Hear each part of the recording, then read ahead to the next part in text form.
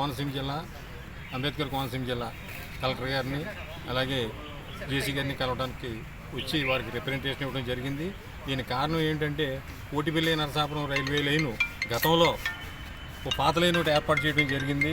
బట్నవెల్లి దాకా ఎక్వైర్ చేశారు. బట్నవెల్లి నుంచి బోర్డ్ స్కూల్ వరకు ల్యాండ్ ఎక్వైర్ గురించి అని చెప్పేసి అప్పుడు సర్వే చేయడం జరిగింది. ఆ సర్వే పాత లైన్ కాకుండా గత సంవత్సరంలో అంటే ఇంచుమించుగా 10 నెలల క్రిందట మళ్ళీ బైపాస్ దాటి రోళ్లపాలెం, చిందాడగారు, కామనగారు మీదుగా మళ్ళీ అవతలకు మార్చడం జరిగింది.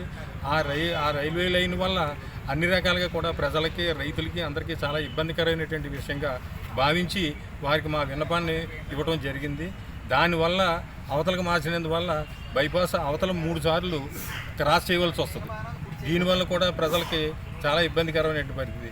అలాగే కామనగారు, రెడ్డిపల్లి, చిందాడగారు దగ్గరలో మనకి హాస్పిటల్ నిర్మాణం జరుగుతుంది. హాస్పిటల్ నిర్మాణానికి ఈ హైవేకి మధ్యలో రైల్వే లైన్ వెళ్తుంది.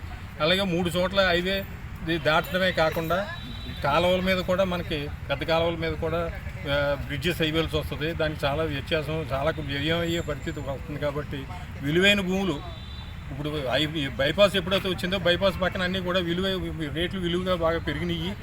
దాంట్లోంచి ఈ వేళ వెళ్ళటం వల్ల రైతులందరికీ కూడా చాలా ఇబ్బందికరమైన విషయం. అదీ కాకుండా ముఖ్యంగా రోళ్లపాలెం గ్రామంలో ప్రత్యేకమైనటువంటి ఒక ఆలయం ఉంది, పురాతనమైన ఆలయం. కామాక్షిపీఠం ఆధ్వర్యంలో అక్కడ 20 ఎకరాల భూమి ఉంది, చెరువు. ఆ 20 ఎకరాల చెరువులోనూ ఆర్డీఎఫ్ఎస్ స్కీమ్లో గతంలో 14 ఎకరాలు ఎక్వైర్ చేసి ఆర్డబ్ల్యూఎస్ స్కీమ్ 13 గ్రామాలకు మంచినీటి సౌకర్యం కూడా జరుగుతుంది. ఆ చెరువు మీదుగానే మనకి రైల్వే లైన్ వెళ్ళడం జరుగుతుంది. దానివల్ల వాటర్ స్కీమ్ కూడా దెబ్బతినే పరిస్థితి వస్తుంది.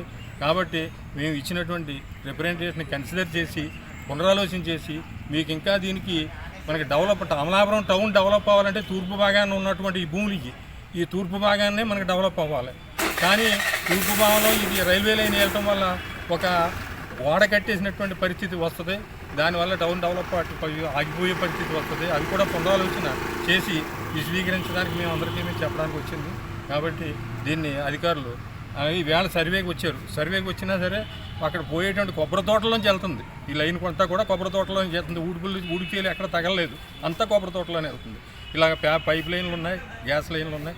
అవన్నీ కూడా మీరు దృష్టిలో పెట్టుకుని దీని నిర్మాణం సరైన రీతిలో చెయ్యాలని, తక్కువ ఖర్చు అయ్యే విధానంలో మీరు ఎలా చెప్తే అలా రైతు భూమిలో పోతే ఇక్కడైనా అక్కడైనా రైతుల భూమి ఇవ్వాలి. మేము ఎక్కడైనా సరే కొంచెం దాన్ని పునరాలోచన చేసి కొంచెం తక్కువ కాస్ట్ గల భూముల మీదుగా దీన్ని రైల్వేలను పంపించాలని చెప్పేసి రైతులందరూ కూడా మేము కోరుతున్నాం.